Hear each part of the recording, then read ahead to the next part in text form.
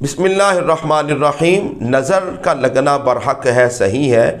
और बाज़ हज़रात इससे बचने के लिए यूँ करते हैं कि गाड़ी ख़रीदी, उसको जूता बांध लिया, जानवर ख़रीदा, उसके गले में भी कोई चीज़ लटका ली, मकान ख़रीदा, अपनी जगह है वहाँ पर भी कोई कपड़ा सा गंदा सा लटका लिया, अपने खेतों में लकड़ी के ऊपर बाज़ लोग एक कपड़ा सा लपेट लेते हैं इस नीयत से कि भाई नज़र ना लगेगी। तो मेरे दोस्तों भाइयों याद रखिएगा, अगर आप मकान ख़रीदते हैं या आप किसी दूसरे के मकान को देखते हैं, अपनी गाड़ी को देखते हैं, दूसरे की गाड़ी को देखते हैं, अपनी औलाद को देखते हैं या दूसरे की औलाद को देखते हैं, तो आप दुआया कलिमात कहें। ये दुआया कलिमात पढ़ें, तबारकल्लाहु अहसनुल खालिकीन अल्लाहुम्मा बारिक फ़ीहिम।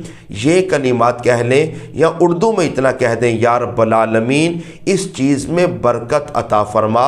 आपके इन कलिमात के अदा करने से, ये कलिमात कहने से अल्लाह ताला आपकी उस चीज़ की भी हिफाजत फरमाएगा।